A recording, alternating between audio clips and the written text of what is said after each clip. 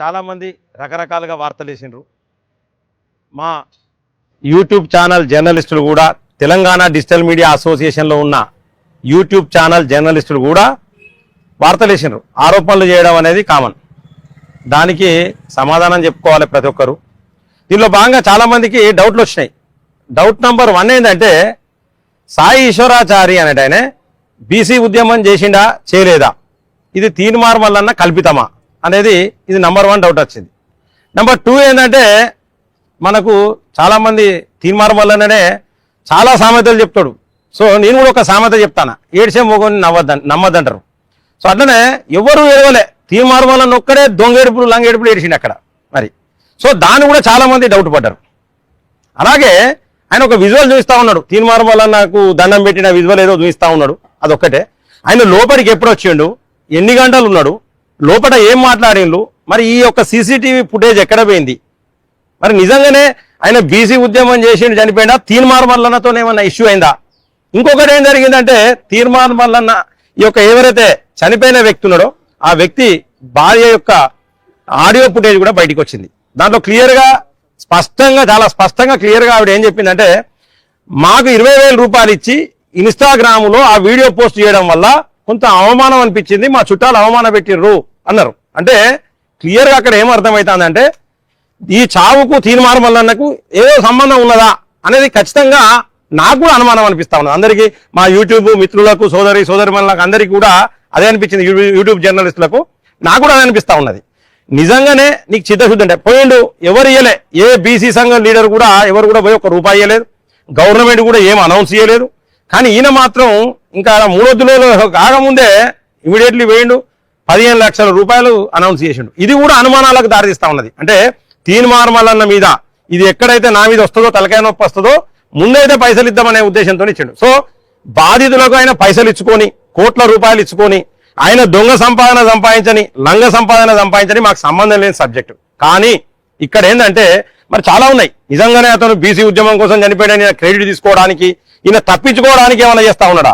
తప్పించుకోవడానికి చేసి మళ్ళీ మీదికెళ్ళి ఏం చేసిందంటే, ఇక్కడ ఒక బిగ్ టీవీ ఛానల్ ఉన్నది, ఆయన మీద చాలా అరిచిండు, నీది రెడ్డి ఛానల్, నీది అగ్రవర్ణ ఛానల్, నువ్వు అది ఇది, నువ్వు రేవంత్ రెడ్డి ఇది నువ్వు అది దాగు ఇది దాగని రకరకాలుగా మాట్లాడిండు. అటువంటి వ్యక్తి బిగ్ టీవీ మీద కనీసం కంప్లైంట్ చేయలే. మరి ఆ బిగ్ టీవీ వాళ్ళు కూడా తీన్మార్ మల్లన్న మీద కంప్లైంట్ చేయలే. కానీ తెలంగాణ డిజిటల్ మీడియా అసోసియేషన్లు ఉన్న కొన్ని ఛానళ్ల మీద, ఆ ఛానల్ యజమానుల మీద మాత్రం తీన్మార్ మల్లన్న కంప్లైంట్ చేశారు. మరి దీంట్లో బీసీలు ఉన్నారు, ఎస్సీలు ఉన్నారు, వాళ్ళందరి మీద కూడా కంప్లైంట్ చేశారు. నేను క్లియర్గా చెప్తా ఉన్నా, తీన్మార్ మల్లన్న నువ్వు చేసింది చాలా తప్పు. బీసీ జర్నలిస్టుల మీద, ఎస్సీ జర్నలిస్టుల మీద కూడా నువ్వు కేసులు పెట్టేందుకు పోయి కంప్లైంట్ ఇచ్చినావు. దీన్ని ఉపసంహరించుకో. ముఖ్యంగా ఏంటంటే, మాకు అనుమానాలు ఉన్నాయి. ప్రభుత్వం ఇక్కడ మేము వచ్చింది ఏంటంటే, స్టేట్ హ్యూమన్ రైట్స్ కమిషన్కి వచ్చినాము. సో ఇక్కడ మేము ఫిర్యాదు చేయడం జరిగింది. మరి దీంట్లో ఏం జరిగింది, ఆయన ఎందుకు చనిపోయాడు, తీన్మార్ మల్లన్న ఆఫీస్ ముంగనే చనిపోయాడు. చాలా మంది అంటారు తీన్మార్ మల్లన్న ఓ గాంధీ కాదు, నెహ్రూ కాదు, లేకపోతే ఓ స్వాతంత్ర సమరయోధుడు కాదు, లేకపోతే అంత పెద్ద వ్యక్తి కాదు, ఆయన ఆఫీస్ ముంగనే ఎందుకు చనిపోయాడు? నిజంగానే బీసీల కోసం చనిపోతే ఏ ముఖ్యమంత్రి ఆఫీస్ కానో చనిపోవాలి, లేకపోతే ఇంకెక్కడికో పోయి అంటిపెట్టుకోవాలి. కానీ తీన్మార్ మల్లన్న ఆఫీస్ కాడ ఎందుకు పెట్రోల్ పోసుకొని అంటిపెట్టుకొని చనిపోయాడని చెప్పేసి చాలా అనుమానాలు మా జర్నలిస్టులకు వచ్చినాయి. ఖచ్చితంగా ప్రభుత్వం కూడా స్పందించి దీని మీద కమిటీ చేసి ఎంక్వైరీ చేయాలి. మేము ఈరోజు తెలంగాణ డిజిటల్ మీడియా అసోసియేషన్ తరఫున జర్నలిస్టులు అందరం కలిసి వచ్చినాము. సో ఇక్కడ ఫిర్యాదు చేయడం జరిగింది. కాబట్టి తప్పకుండా ప్రజలందరూ కూడా దీని మీద స్పందించాలి, ప్రభుత్వం స్పందించాలని చెప్పేసి సందర్భంగా కోరుకుంటూ సెలవు తీసుకుంటాను. జై హింద్, జై భారత్. నమస్కారం. ముఖ్యంగా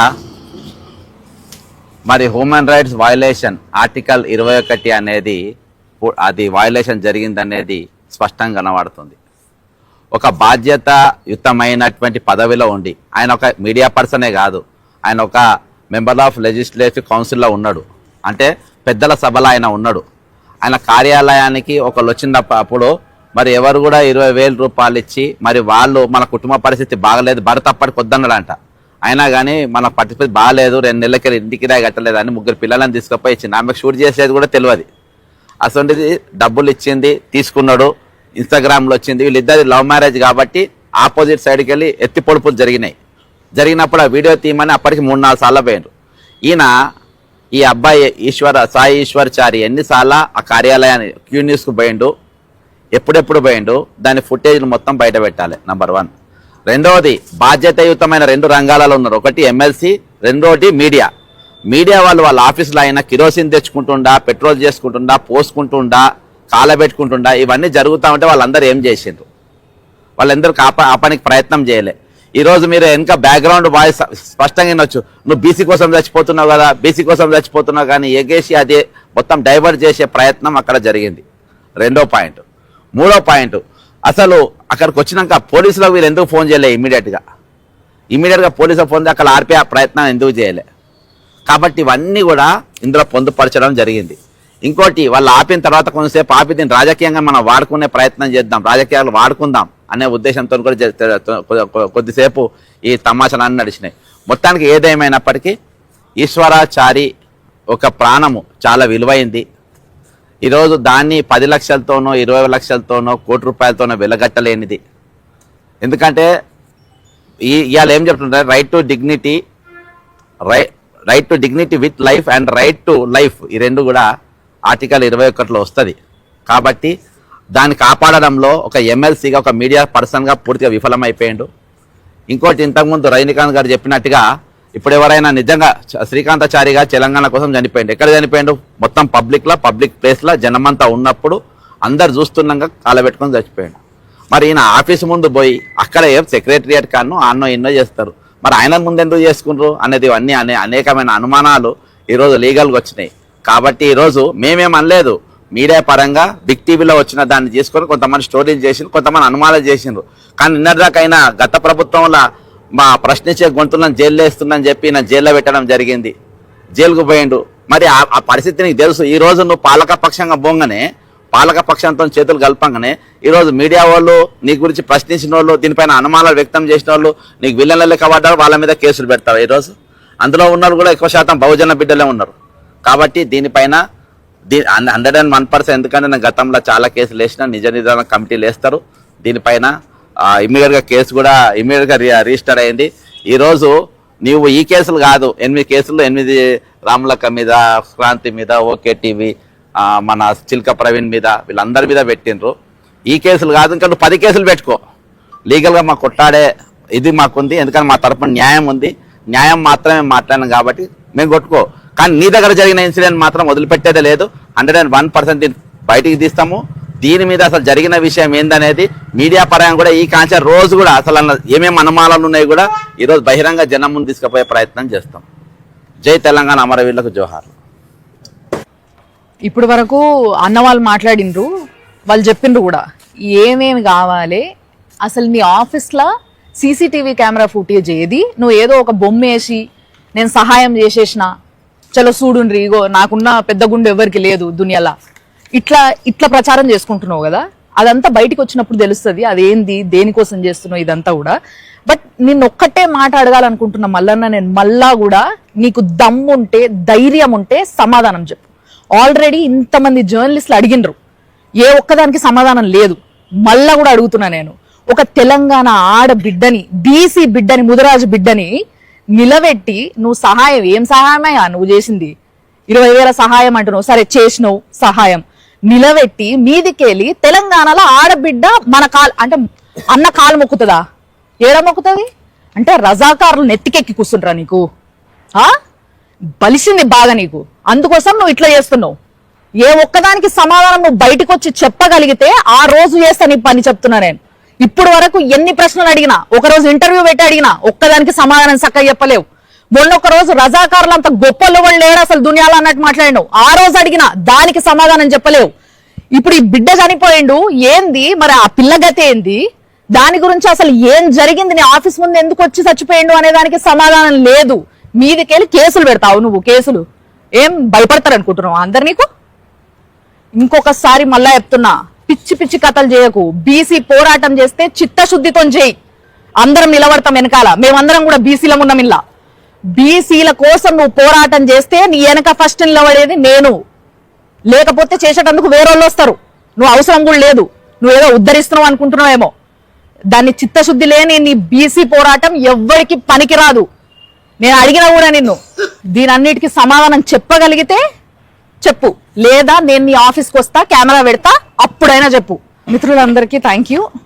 నిజంగా ఇంతమంది సపోర్ట్ చేయడానికి ఈరోజు ఈడికి వచ్చిండ్రు కాబట్టి దీంట్లో ఏ ఒక్కదానికి ఇంతమంది అడుగుతున్నారు కదా, ఇంతమంది ప్రశ్నలకి ఏ ఒక్క దానికి సమాధానం నువ్వు చెప్పినా కూడా థ్యాంక్స్ అన్న.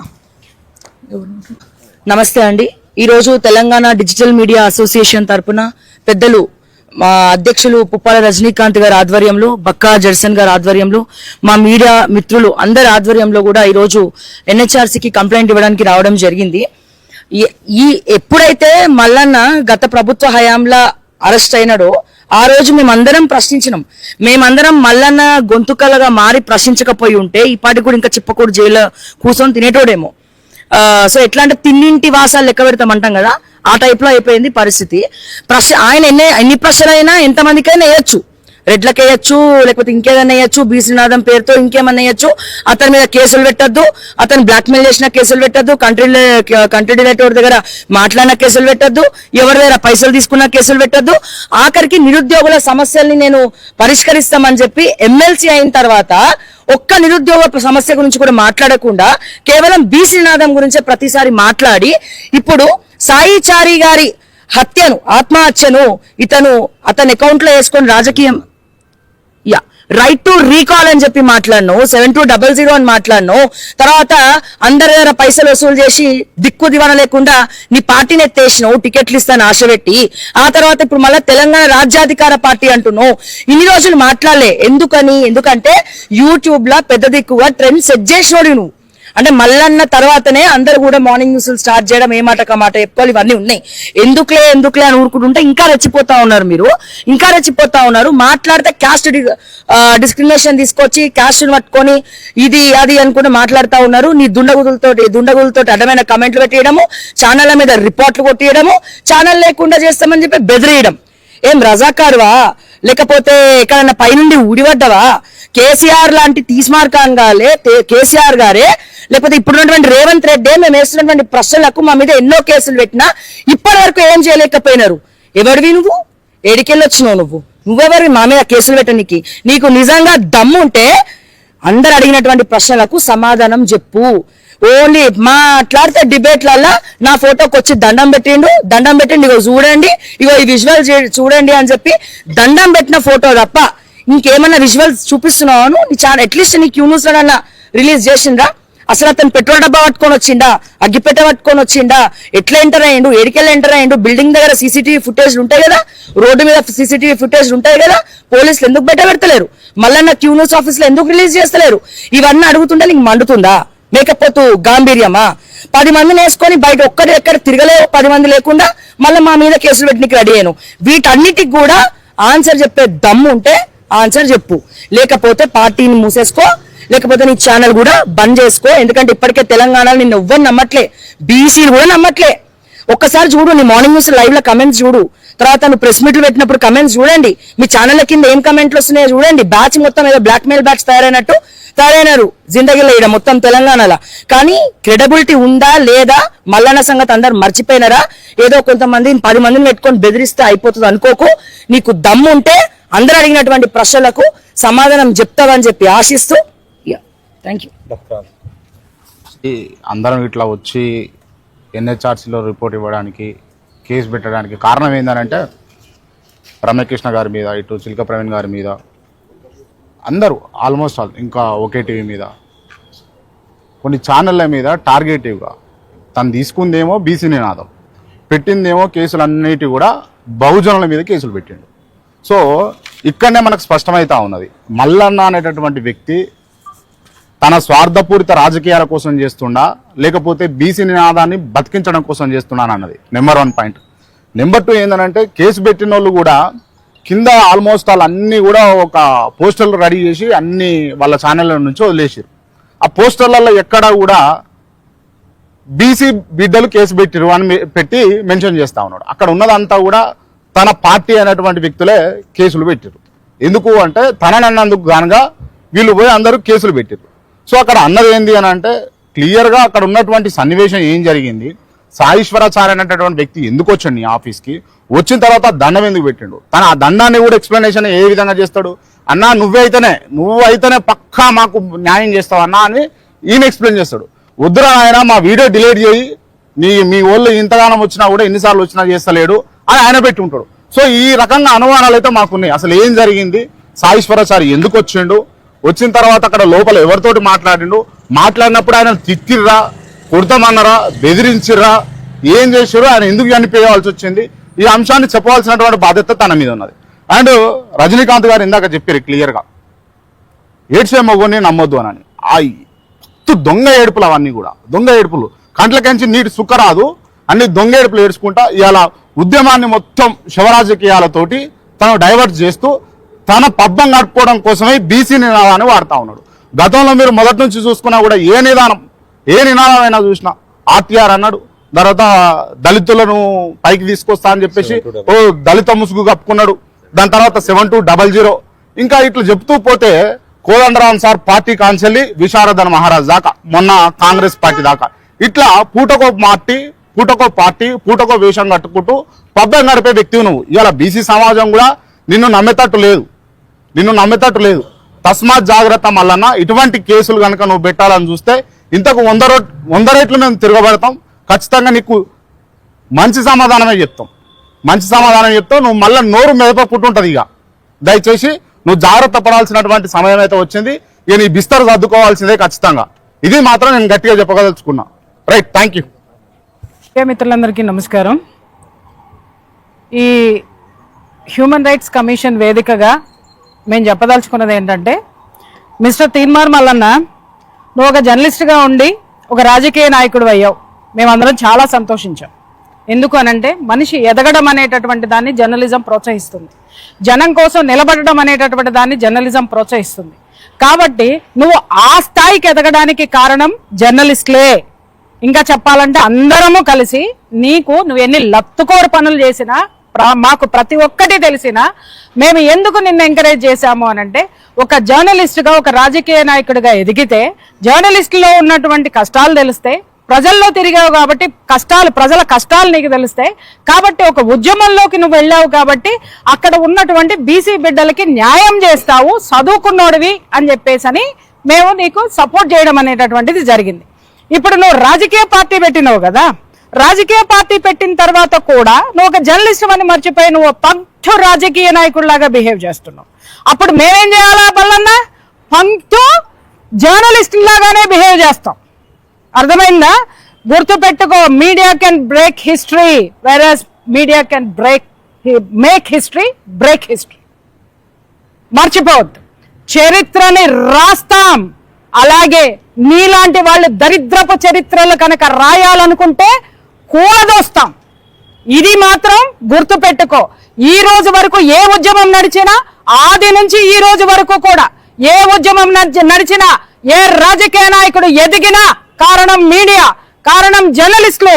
వాళ్ళ యొక్క కోణం నుంచి నువ్వు పని చేశావా అంటే, జర్నలిస్ట్ ఎప్పుడు కూడా ప్రజా కోణం నుంచి, సామాజిక కోణం నుంచే పనిచేస్తాడు. ఆ కోణంలో నువ్వు పనిచేసావా, మేమందరం సపోర్ట్ గా ఉంటాం. కోణం తప్పి నువ్వు నీ వైపు నుంచి నువ్వు చూపించినావు అనుకో, ఇక్కడ చూసినావా, ఇవి గన్నులు అంటారు. ఏమంటారు వీటిల్ని? ఏగా మైక్ గన్నులు అంటాం మేము, మైకులు అన్న వాటిల్ని. ఆ గన్నులు తిరిగి నీకు ఎక్కువ పెడితే తలిగిలేటటువంటి బుల్లెట్లకి భూస్థాపితం అవ్వాల్సి వస్తుంది. ఆడపిల్లల మీద కేసు పెడతావా?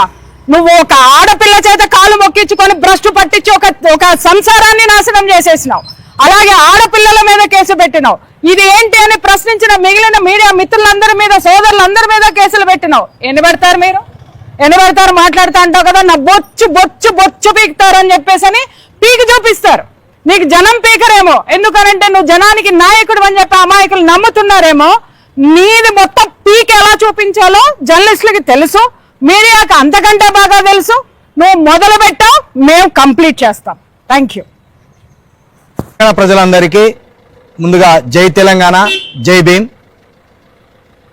TDMA Telangana digital media association ఆధ్వర్యంలో ఈ డిజిటల్ మీడియాలో పనిచేస్తున్న జర్నలిస్టుల మీద తీన్మార్ మల్లన్న ప్రశ్నించినందుకు కేసులు నమోదు చేసిండు ఒక 5 డిస్టిక్లలో. అది ఎందుకు నమోదు చేసిందంటే, మేము బాధితుల పక్షాన ఉన్నాం. మీ ఆఫీస్కి వచ్చి ఏ కోణంలో ఎందుచేత ఒక బీసీ బిడ్డ సాయి ఈశ్వరాచారి మరణించిందని మేము బాధితుడి కుటుంబ పక్షాన నిలబడి ప్రశ్నించినందుకు మా మీద కేసు పెట్టిండు. ఎవడన్నా బుద్ధిగాలోడు పెడతారా ఇట్లా కేసు? నేను లంగాన్ లేదు, దొంగని లేదు, నువ్వే కత్తులతోటి పొడిచినామని కూడా అనలేదు. మేమేమన్నాం? ఆయన నీ ఆఫీస్కి ఎందుకు వచ్చిండు? ఆయన భార్య ఆఫీస్కి వస్తే 20,000 ఇచ్చి ఆ వీడియోని ఇన్స్టాగ్రామ్లో కావచ్చు, నీ యూట్యూబ్లో కావచ్చు ఎందుకు వేసుకున్నావు?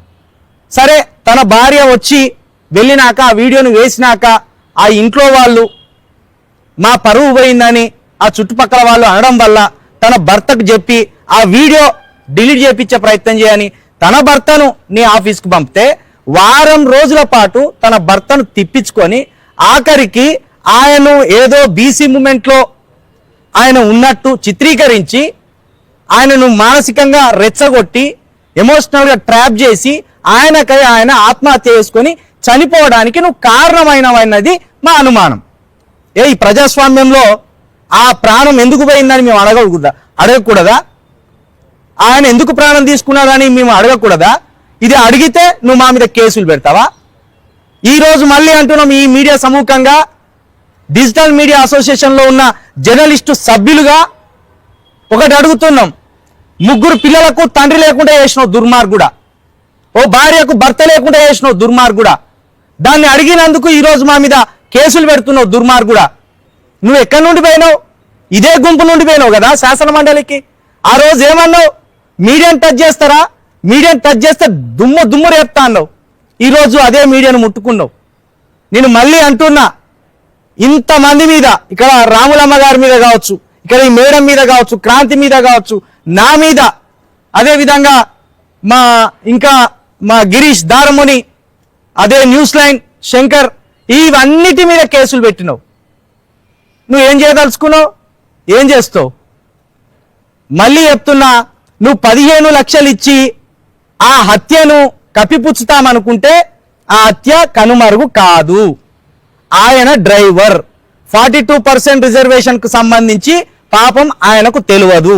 నీకు ఏమంటున్నావు? నా ఫోటోకు దండం పెట్టుకొని పోయిన అంటాను. పాపం ఆయన మానసిక స్థితి బాగలేదు, ఆయన అడుగులు తడబడుతున్నాయి. మీరు మళ్ళీ ఒకసారి చూడండి, వేసిందే 8 సెకండ్ల వీడియో. ఆ 8 సెకండ్ల వీడియోలో ఆయన అడుగులు తడబడుతున్నాయి. ఆయన తాగొచ్చిండా, తాగి రాలేదా, లేకపోతే మీరే తాగిపిచ్చిండ్లా, ఆయనను మైకంలో ముంచిండ్లా, ఆయన మైకంలో మునిగిన తర్వాత మీరు ఏమెక్కిచ్చిండ్లు, ఆయనకు ఏమి చేయాలని చెప్పిండ్లు, తీరా ఆయన ఆత్మహత్యకు పాల్పడతా అంటే మీరు పోయి ఆయనకు ఏమి ఇంకా రెచ్చగొట్టే ప్రయత్నం చేస్తున్నారు. ఇవన్నీ బయటికి రావద్దా? ఇవి అడిగితే తప్ప. 100% 42% సంబంధించి అది జరగవలసిందే. దొంగ, నువ్వు కాంగ్రెస్ నుండి టికెట్ తీసుకొని గెలిచి మళ్ళీ బయటకు వచ్చినట్టు నటిస్తాను. నువ్వు రేవంత్ రెడ్డికి చీకటి స్నేహితుడివి, నువ్వు రహస్య స్నేహితుడివి. అది ఎక్కడ బయటపడ్డది? 6 ఛానళ్ల మీద కేసు పెట్టావు దొంగ. మమ్మల్ని ఏం తిట్టలేను, కేసులే పెట్టావు. కానీ ఇదే బిగ్ టీవీకి సంబంధించిన విజయ్ కుమార్ రెడ్డిని ఎన్ని దుర్భాషలు ఆడినావు. విజయ్ కుమార్ రెడ్డి నీ మీద పరువు నష్టం దావా అయ్యాడు, నువ్వు తిరిగి విజయ్ కుమార్ రెడ్డి మీద పరువు నష్టం దావా అయ్యావు. కానీ మా మీద కేసులు పెడతావు. దీన్ని బట్టి అర్థమైతలేదు దొంగ, నువ్వు 100% ఈ తెలంగాణకు ద్రోహివే, పచ్చి లంగవు నువ్వు. అనేక మంది ప్రాణాలు తీయడానికే నువ్వు ఈ 42% రిజర్వేషన్ అనే ఓ భాగోతాన్ని కట్టావు. నేను మరొకసారి చెప్తున్నా, 42% రిజర్వేషన్ రావాలంటే ప్రాణాలు తీసుకోవాలా? మరి అట్లా ప్రాణాలు తీసుకోవాలంటే మొదటి ప్రాణం నువ్వే తీసుకోపోయినావు. నీకు పెట్రోల్ డబ్బా దొరకలేదా? నీకు అగ్గిపేట దొరకలేదా? నీ ఆఫీసు వాళ్ళు ఆత్మహత్యలు చేసుకోరా? బయట నుంచి సాయం కోసం వచ్చిన వాళ్ళు నీ ఆఫీస్ ముందట ఆత్మహత్యలు చేసుకోవాలా? ఇది ఎక్కడి పద్ధతి? గా విశారదన్ మహారాజ్ గారిని, చిరంజీవులు గారిని, ఆయన మన జస్టిస్ ఈశ్వరయ్య గారిని వాళ్ళు గ్రామాన ప్రతి జిల్లా తిరుక్కుంటా ఒక్క ఇటుకే పేర్చి ఇల్లు కట్టినట్టు ఎంత అద్భుతంగా వాళ్ళు ఉద్యమాన్ని నిర్మిస్తున్నారు. ఎస్సీ బీసీ ఎస్టీ అని ఒక జాగ్ పెట్టి 42 రిజర్వేషన్ సంబంధించి ఎంత అద్భుతంగా వాళ్ళు ఒక ఉద్యమాన్ని కడుతున్నారు. ఉద్యమాన్ని కట్టరాక బ్రోకర్ మాటలతోటి, రోత మాటలతోటి మాట్లాడుకుంటా నేను 42% రిజర్వేషన్ కోసం, సాధన కోసం నేను ఫైట్ చేస్తున్నా అంటావు. ఇదేనని పద్ధతి? నువ్వు ప్రజల్లోకి రావాలి, తిరగాలి. అది పక్కన పెట్టి అన్యం పుణ్యం తెలియని ఒక డ్రైవర్ని ఈరోజు బలికొన్నావు. ఆ కుటుంబానికి పెద్ద దిక్కు కోల్పోయిళ్ళు. కాబట్టి మేమేం చేయదలుచుకున్నాం? మా మీద కేసులు పెడితే మాకేం పోయేది లేదు. నా మీద 14 కేసులు ఉన్నాయి, ఇదో 15వ కేసు అవుతుంది. ఏమవుతుంది? మా వాళ్ళు లేరా? ఇట్లా పోతే అట్లా తీసుకొస్తారు. నువ్వు పెట్టేటి అన్ని గాలికి ఎగిరిపోయే కేసులే. కానీ నీ మీద పెట్టాం, నీ షెడ్డి ఊసిపోయే కేసు పెట్టాం నీ మీద. ఇప్పుడు ఈక్కోలేక పీక్కోలేక సత్తావు బిడ్డ. నేను తమాషాలు చెప్తానా? ఈ ఆడపిల్లల మీద పెడతావురా అవులే కేసులు? ఈ ఆడపిల్లలు ఇంత దూరం రావాలా? నీతోటి చేసిన వాళ్ళు కదా రాములమ్మ గారు, నీతోటి చేసిన వాళ్ళు కదా నేను 10 టీవీలో. కొలీగ్స్ మీద కేసులు పెడతావు నువ్వు అంటే ప్రశ్నించొద్దు. నువ్వేవాడు? నువ్వు యేసు ప్రభువా, గౌతమ బుద్ధునివా, రామునివా? నువ్వు మనిషివే కదా. కాబట్టి తెలంగాణ సమాజానికి తెలవాల్సింది ఏంటంటే మానసికంగా ట్రాప్ చేస్తాను వీడు. ఆ గత ప్రభుత్వ విషయంలో కూడా మానసికంగా అనేక మందిని ట్రాప్ చేసిండు. ఇప్పుడు 42% అనే రిజర్వేషన్ విషయంలో కూడా మానసికంగా ట్రాప్ చేసి వాళ్ళని ఇట్లా ఆత్మహత్యలకు పురుగొల్పేలా చేస్తున్నాడు. కాబట్టి దీని మీద మేము ఇప్పుడే ఫిర్యాదు ఇచ్చినాం. అదే విధంగా పోలీస్ స్టేషన్లో కూడా వీటి మీద కేసులు పెట్టబోతాం. తప్పకుండా సమగ్ర విచారణ జరిపి నిందితుడు ఎవరో ముద్దా ఎవరో తేల్చాలని మేము మీడియా సాక్షిగా ఈ ఉమెన్ రైట్స్ లో ఫిర్యాదు ఇచ్చి కోరుతున్నాం. Thank you so much. Media మిత్రులందరికీ నమస్కారం అండి.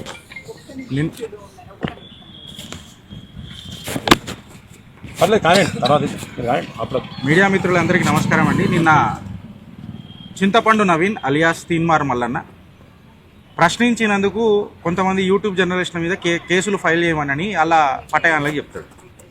అయితే నేను ఇలా సూటి ప్రశ్నలు లీగల్గా అడుగుతున్నా. చాలామంది వాళ్ళు ప్రశ్నలు అడిగినారు. చింతపండు నవీన్ గారు, మీ ఆఫీస్ ముంగట ఈ కార్యక్రమం మొత్తం ఈ ఇష్యూ జరిగింది. మళ్ళీ ఇది అబెట్మెంట్ ఆఫ్ సూసైడ్ కిందికి తీసుకోవాలన్నా లీగల్గా ఏంది అని అనేది ఒక పెద్ద ప్రశ్న. ఎందుకు అనంటే ఆ జాగాల ప్రాక్సిమిటీ ఉన్నది నువ్వే. మళ్ళీ నువ్వు ఆఫీస్లో ఉన్నావా, నువ్వు ఆఫీస్లో లేవా?